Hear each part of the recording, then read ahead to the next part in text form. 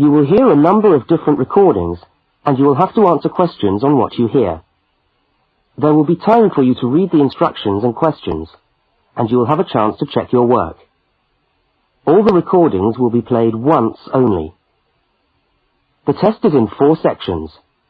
Write all your answers in the listening question booklet. At the end of the test, you will be given 10 minutes to transfer your answers to an answer sheet. Now turn to section 1 of your question booklet.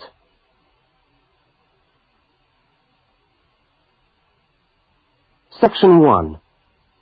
You will hear a telephone conversation between a woman and a police officer. First, look at questions 1 to 5. For each of the questions, 4 alternatives are given. Decide which of the alternatives, A, B, C, or D, best fits what you hear on the tape, and circle the appropriate letter.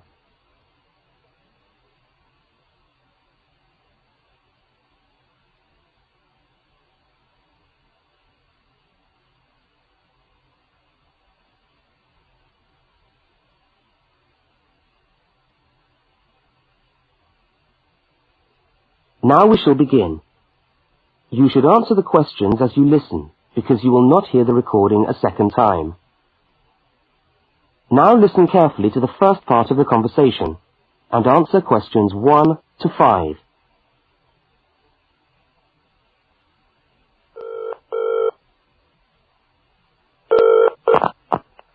Good evening, City Police Station. Can I help you? Oh, hello. I'd like to report a stolen briefcase, please. Just a minute and I'll put you through. Lost property, can I help you? Oh, yes. I've had my briefcase stolen. Okay, I'll take some details. Tell me what it looks like, first of all. Well, it's a soft leather one, you know, not a heavy box type like a man's. And how does it close? It's got buckles at the front, 2 of them. They're gold-plated ones. Fine. Was it locked? No, I'm afraid not. Never mind. Any distinguishing features? Pardon? Any marks or badges on it that make it stand out? Only the brand name. And where's that? It's on the back, at the bottom in the left-hand corner. It's saggy. Oh, and there's a scratch. It's quite bad, but small, directly above the brand name. I did it recently, putting it on my bike. Right, got that. So, what did you have inside the briefcase? Well, all my papers from college. It's so frustrating, but thank goodness for computers. I haven't lost them completely. Yes, you're lucky. I had my wallet in my pocket, so I didn't lose that.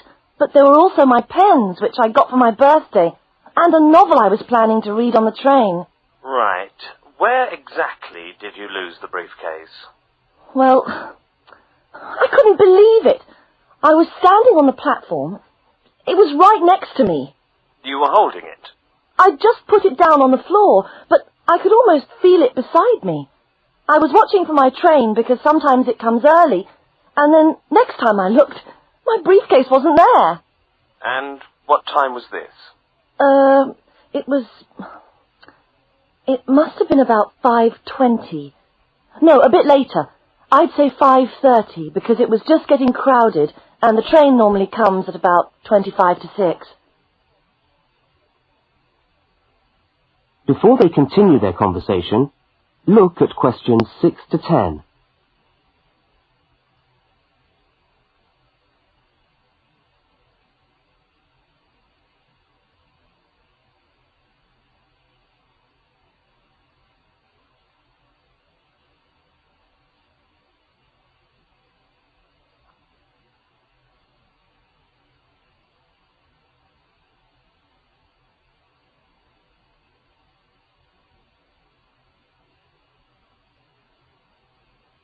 As you listen to the rest of the conversation, complete the form by filling in the numbered spaces 6 to 10.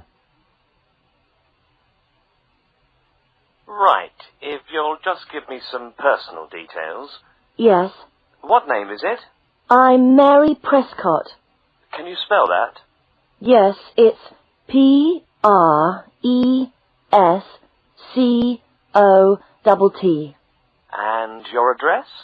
Flat 2, 41 Fountain Road, Canterbury. Fountain Road. Yes, number 41. And have you got a contact telephone number? Yes, it's 752239. 752239. Fine. One last question.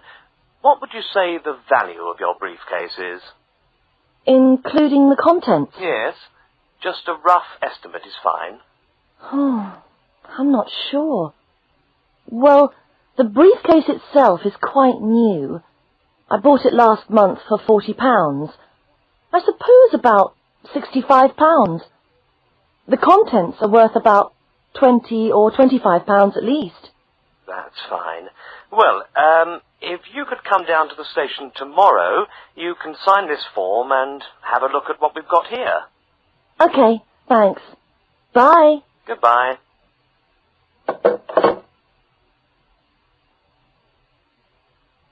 That is the end of section 1. You now have half a minute to check your answers.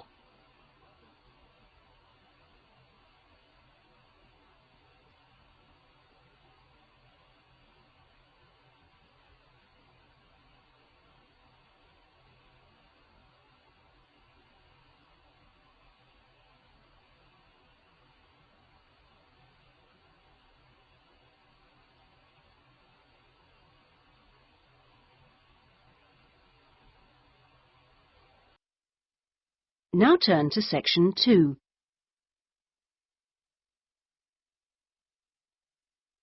Section 2.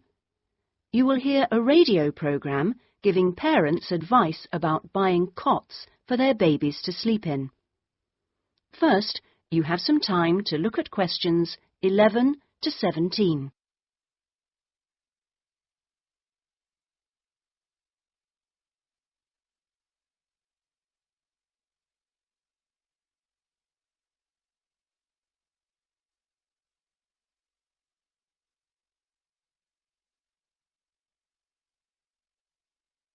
Now listen carefully and answer questions 11 to 17. Hello and welcome to today's Buyer Beware program, where we give you some tips on how to spend your money wisely. Now, in today's show, we're looking at beds for children and babies. Let's start by looking at baby cots. That's for children of up to 3 years old. We tested 3 different cots, all in the budget price range, and as usual, we will feature the good points, the problems, and our verdict. The first cot we looked at was by BabySafe, and it had several good points to recommend it. Our testers liked the fact that it had 4 wheels, so it was easy to move around. The only slight problems with this cot were that it had no brakes, but they didn't think that mattered too much. At first they were a bit concerned about the side bar because they felt babies could trap their fingers in it. But our testers felt that this was unlikely to happen, so they've given this one a verdict of satisfactory. The next cot was by Choice Cots, and this time our testers were pleased to find a cot which is simple to put together, unlike others we looked at. On the minus side, our testers did not like the fact that the side of the cot did not drop down, making it difficult to pick up newborn babies. However, the real problem with this cot was the space between the bars. Our testers found they were too wide and a baby could easily trap his head. We felt this was a real safety hazard, and so we've labelled this one dangerous, I'm afraid. Before you hear the rest of the programme, you have some time to look at questions 18 to 20.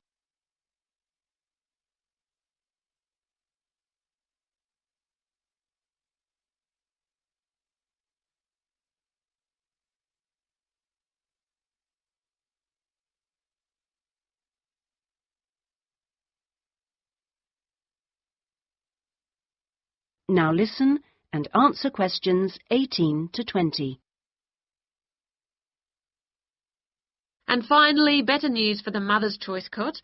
This cot was slightly different in that although the sidebar did not drop down, the base could be raised or lowered into two different positions, making it safe as well as convenient. The negatives for this one were quite minor. The only niggle everyone had was the fact that it has no wheels, and the only other problem anyone could find was that there were pictures, which were simply stuck on and so could easily become detached. The makers have now promised to discontinue this practice. As this cot will then be safe in every way, we have made the Mother's Choice cot our best buy. Congratulations, Mother's Choice. So what features should you look for in a baby's cot? Well, obviously, safety is a very important factor, as well as comfort and convenience. We recommend that if you are buying a cot, do make sure that any metal present is not rusted or bent in any way. You should ensure your cot has only rounded or smooth edging without any sharp edges. This is especially important for wooden cots.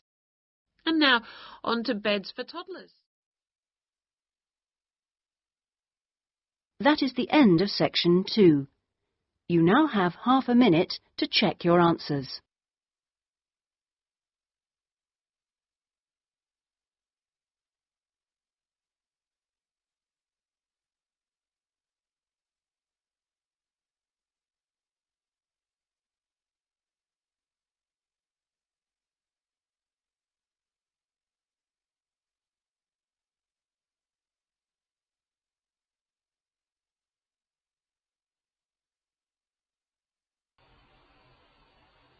Now turn to section 3.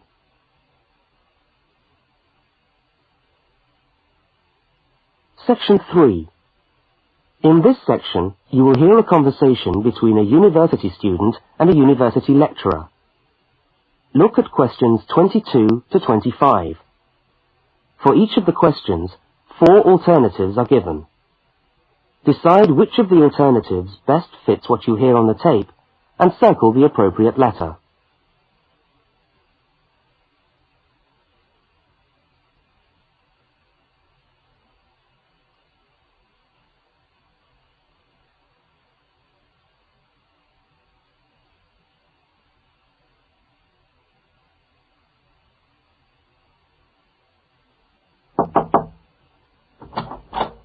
Hello. Can I come in? Oh, yes, come in. How can I help you? I was looking for the economics office. I've been all over the arts faculty building looking for it, but I could only find the School of Accounting and Economic History. Is this the right place? Yes, this is the School of Economics. Oh, good. I'm a new student, and I was wondering if someone could give me some information. Well, I might be able to help. I lecture on that program. What do you need to know? Oh, quite a few things, actually. Firstly, how many lectures a week do I have to attend? Well, the Economics 1 course is a double unit. So there are 2 lectures a week and 1 tutorial. Oh. The lectures are scheduled for Tuesday and Thursday. What time? Let me see. You know, this information is all in the handout, which you should have received yesterday at the orientation meeting. Was there a meeting yesterday? I didn't know about that. No one mentioned... Yes, there was. But never mind. Now, lectures are at 4 in the afternoon. Oh, 4's a bit late.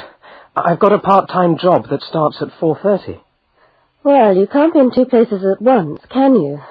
And attendance at lectures is necessary. We expect at least 90% attendance at this university, you know. 90%? That's high. Do they enforce that rule? Yes, we do. We're pretty strict about it, actually. And what times have been set down for the tutorials? Do you have that information? That's a very well-attended course, so there's a number of tutorial times. Monday, Wednesday, and Friday, all at 9 o'clock. Yours will be allocated at the first lecture. Can't I choose the time? Maybe, maybe not. You'll have to talk to the lecturer on the course. Dr. Roberts is his name. Oh, okay. Now look at questions 26 to 31.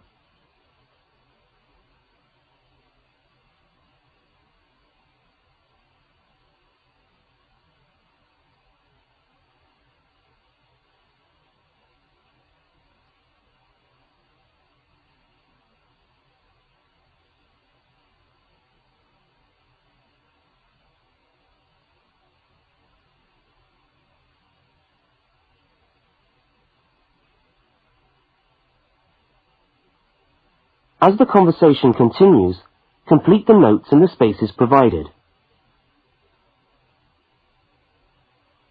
Anything else I can help you with while you're here?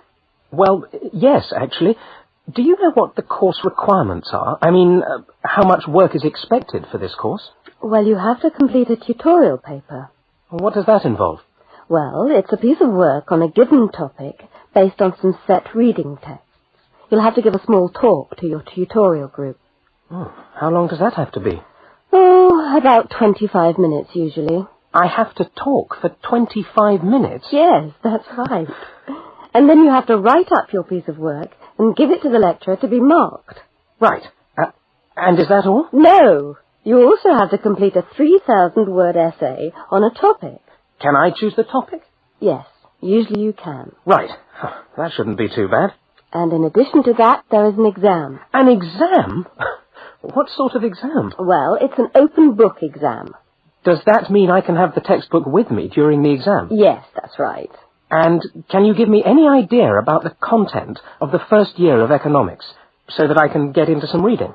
Well, you'll be getting the reading list next week when lectures start. All the books are in the library. Yes, but won't everyone else take them out as soon as they get the reading list too? Well, yes, they might. But most of the important ones are held in closed reserve. That's a part of the library where you can go to read books, but you can't take them out of the building. What did you call that section of the library? Closed reserve. However, we do recommend that you buy the core books. You'll find them useful and you'll need them for the exam. Yes, I suppose I will. But what is the focus of the course? Well, the course at this university has a vocational focus. That is, a focus on preparing its graduates for work. So we're orientated very much towards employment. Oh, so my chances of getting a job are good? Well, provided you get good results. Well, look, thanks for your time. You've been really helpful. That's fine. See you next week, then.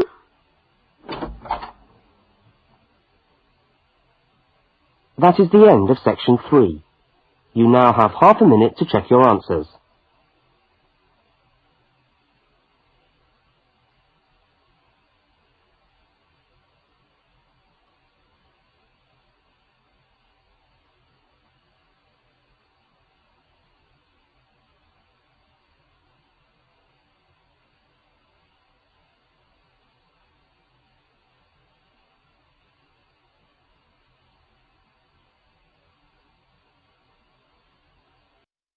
Now turn to section 4.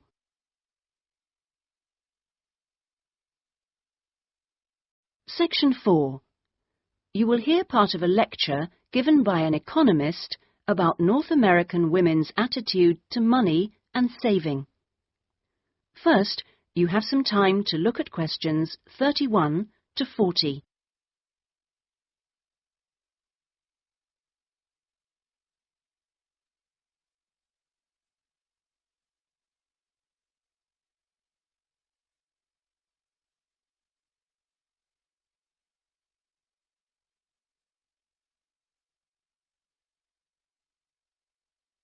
Now listen carefully and answer questions 31 to 40. Okay, so we've been looking at the attitudes of various social and cultural groups towards the management of their personal finances, how important they feel it is to save money, and what they save their money for. One aspect that we haven't yet considered is gender. So if we consider gender issues, we're basically asking whether men and women have different attitudes towards saving money, and whether they save money for different things. Back in 1928, the British writer George Bernard Shaw wrote in his Intelligent Women's Guide to Socialism and Capitalism that a man is supposed to understand politics, economics, and finance, and is therefore unwilling to accept essential instruction. He also said, a woman, having fewer pretensions, is far more willing to learn. Now, though these days people might question a lot of the assumptions contained in those statements, recent research does suggest that there are some quite fundamental differences between men and women in their attitudes to economic matters. Let's look at what men and women actually save for. Research studies of women in North America have found that women are far more likely to save for their children's education, and they are also more likely to save up in order to buy a house one day. The same studies have found that men, on the other hand, tend to save for a car, which, by the way, takes a surprisingly large amount of the household budget in North America. But the other main priority for men when saving money is their retirement. When they're earning, they're far more likely to put money aside for their old age than women are. Now, this is rather disturbing, because, in fact, the need for women to save for their old age is far greater than for men. Let's consider this for a moment. To start with, it is a fact that throughout the world, women are likely to live many years longer than men, so they need money to support them during this time. Since women are likely to be the ones left without a partner in old age, they may therefore have to pay for nursing care, because they don't have a spouse to look after them. Furthermore, the high divorce rates in North America are creating a poverty cycle for women. It is the divorced women who will most often have to look after the children, and thus they need more money to look after not just themselves, but others.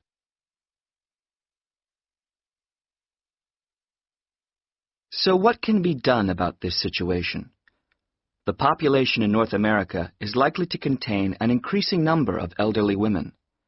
The research indicates that at present, for women, it takes a crisis to make them think about their future financial situation. But of course, this is the very worst time for anyone to make important decisions. Women today need to look ahead, think ahead, not wait until they're under pressure. Even women in their early 20s need to think about pensions, for example, and with increasing numbers of women in professional positions, there are signs that this is beginning to happen.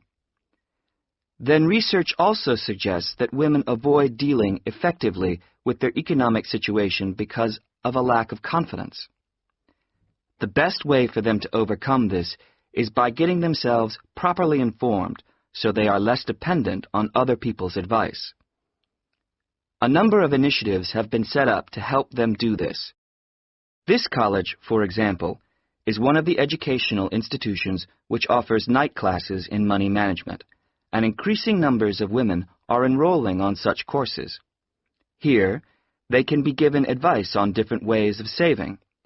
Many women are unwilling to invest in stocks and shares, for instance, but these can be extremely profitable.